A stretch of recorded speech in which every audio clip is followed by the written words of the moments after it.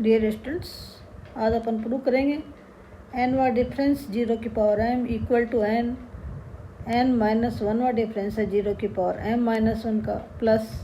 N वा difference 0 की power m minus 1 का। तो यहाँ थोड़ा सा अपन देखें, राइट हैंड साइड में अपन देखें कि यहाँ आप देख रहे हैं कि राइट हैंड साइड के अंदर यदि आप इस पक्ष में आप देखें तो आप देख रहे हैं कि यदि n इसमें से डेल n माइनस 1 आप कॉमन ले लें तो यहाँ और 0 की पावर m माइनस 1 को इस पक्ष में कॉमन ले लेते हैं तो आपके पास ये बन जाता है 1 प्लस डेल। और 1 प्लस डेल जो चीज़ है वो क्या आ जाती है n माइनस 1 डिफरेंस e 0 की पावर m माइनस 1, और ये हो जाता है n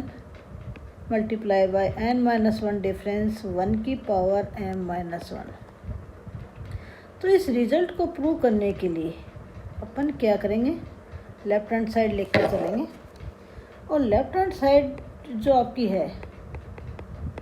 वो आपकी है n वा डिफरेंस है 0 की पावर m। और अपन ने पिछले टर्म आपको बताया था कि n वा डिफरेंस है 0 की पावर m है, ये होता है कितना n की power m minus N C 1 n minus 1 की power m plus N C 2 n minus 2 की power m plus and so on, और plus N C n minus 1 minus 1 की पावर n माइनस 1 होता है। ये आपको याद भी रखना है, और यदि याद नहीं रहता है तो आप क्या करना कि x की पावर m का n वा डिफरेंस निकालना और x बराबर 0 रखना, आपके पास ये रिजल्ट आ जाएगा, ये रिजल्ट आपको प्राप्त हो जाएगा। अब आप देख रहे हैं कि राइट हैंड साइड के अंदर n कॉमन लिया हुआ है, तो पहले अपन nc1 nc2 nCn माइनस 1 इनका मान रख दें तो n की power m minus n minus 1 की पावर m प्लस nc2 की जगह आपके पास कितना आ जाएगा n, कितना जाएगा nc2 की n माइनस 1 की अपॉन फैक्टोरियल 2 और ये n माइनस 2 की power m plus and so on plus n और माइनस 1 की पावर n माइनस 1। सब में से आपके पास n कॉमन ले लीजिए। फर्स्ट टर्म्स में आपके पास बच जाएगा n की power m minus 1 minus n minus 1 की power m plus n minus 1 upon factorial 2 n minus 2 की power m plus and so on plus minus 1 की पावर n माइनस 1, ये आ जाएगा। अब यहाँ पर आप देखिए, जैसा भी आपको बताया था कि n वा डिफरेंस n माइनस 1 वा डिफरेंस लेना है 1 की पावर m माइनस 1, इस तरह का आपको बनाना है। तो n माइनस 1 वा डिफरेंस अर्थात ये जो पहली जो टर्म्स आपके पास है यहाँ पर, ये जो पहली टर्म्स है, इस पहली टर्म्स को आप बनाना चाहेंगे e की पावर n माइनस 1 और 1 की पावर m माइनस 1, इस तरह की टर्म्स आप बनाना चाहेंगे।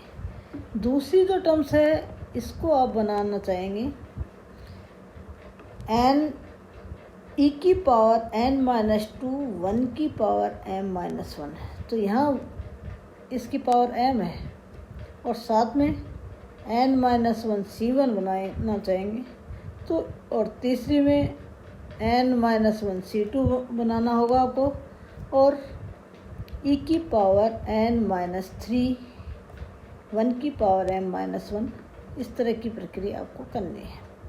तो अपन क्या करेंगे, n है एज इट इज, अभी एक बार है वैसे ही रहने दीजिए, माइनस ये n माइनस 1 अलग ले लीजिए और n माइनस 1 की पावर m माइनस 1, एक बार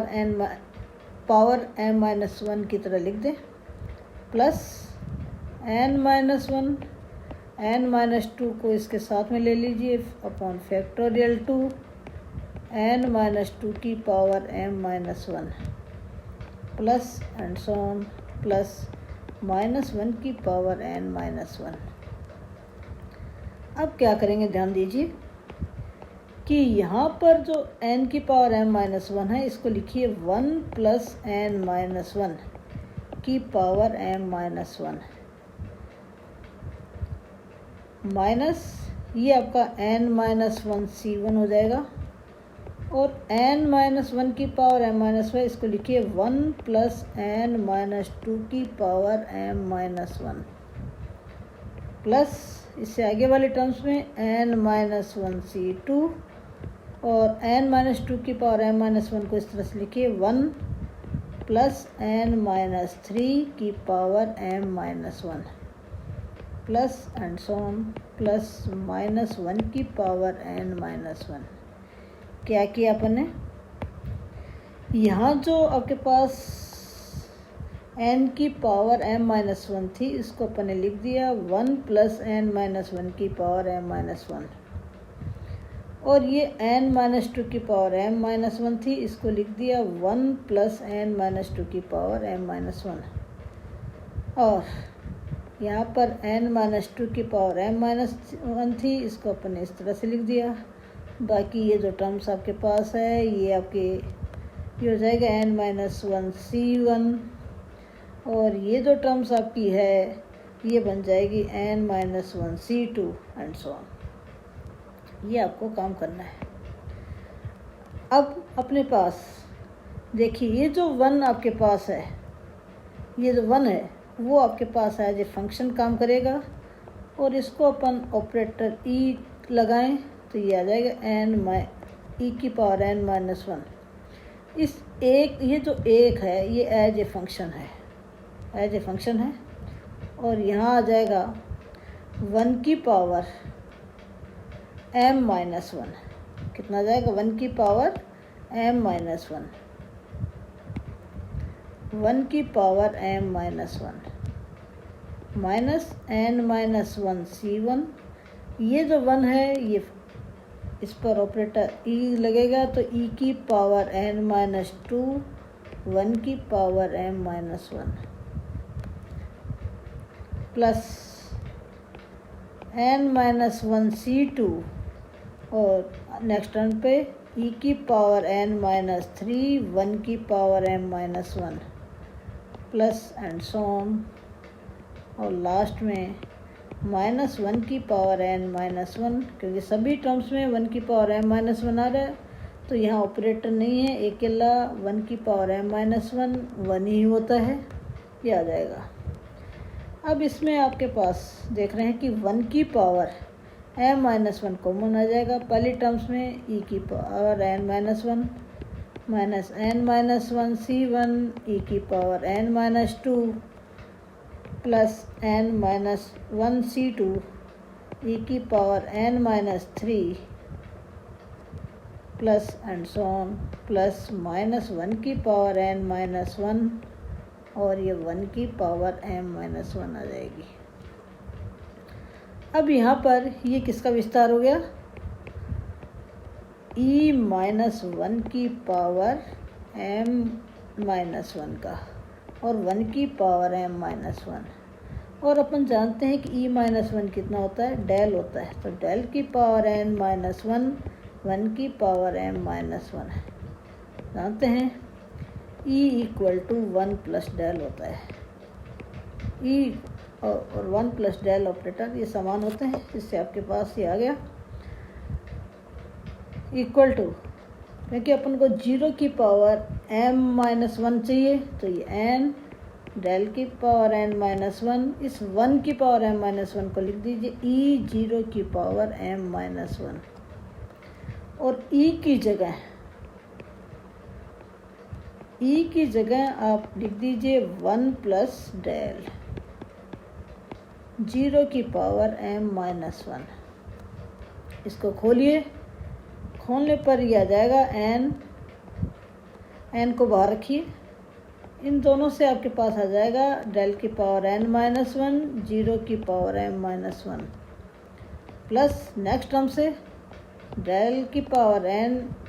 जीरो की पावर m माइनस 1। इस तरह ये आपके पास राइट हैंड साइड आ जाएगी। इस तरह से आप इस रिज़ल्ट को आप प्रूव करेंगे। अपने पास ये जो रिज़ल्ट अपन ने अभी निकाला है वो कितना थी, nवा डिफरेंस है जीरो की power m equal to n minus 1 difference है जीरो की पावर m माइनस 1 का प्लस nवा डिफरेंस है जीरो की पावर m माइनस 1 का। अब यहाँ देख रहे हैं कि यदि इसके दोनों पक्षों में फैक्टोरियल n से अपन डिवाइड कर दें,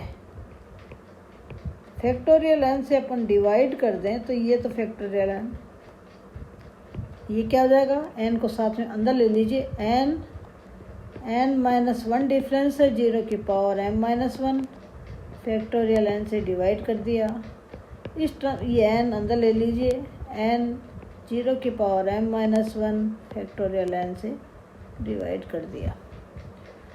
तो यहाँ आप देख रहे हैं कि पहली टर्म्स में डिवाइडेड बाय फैक्टोरियल n है, तो ये तो क्या बन जाती है, n माइनस 1 डिफरेंस है जीरो की पावर m माइनस 1 का divided by factorial n minus 1। Next terms में अब है उसको एज इट इज़ वैसे ही रहने दीजिए। तो nth डिफरेंस है जीरो की power m minus 1 upon factorial n। ये एक नया रिजल्ट है, ये भी आप इस फॉर्म में भी आपके एग्जाम में पूछ लेते हैं कि प्रूव कीजिए, आपके पास ये होता है। तो ये आपके पास रिजल्ट है, इस रिजल्ट को भी आपको याद रखना है। आपका मेन रिजल्ट ये वाला था, इस रिजल्ट को याद रखिए। ये जो रिजल्ट आपका है वो आपके पास पुनरावर्ती संबंध कहलाता है, रिकरेंस रिलेशन कहलाता है। ये जो रिलेशन आपके पास है ये कहें या ये कहें, ये आपका पुनरावर्ती संबंध है। इनके अंदर पुनरावर्ती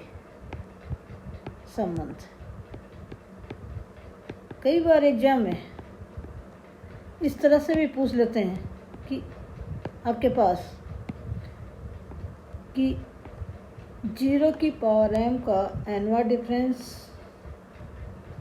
और जीरो की पावर m माइनस 1 का n माइनस 1 डिफरेंस और nवे डिफरेंस इसके मध्य पुनरावर्ती संबंध लिखिए और सिद्ध कीजिए। इन तीनों के बीच में आपके पास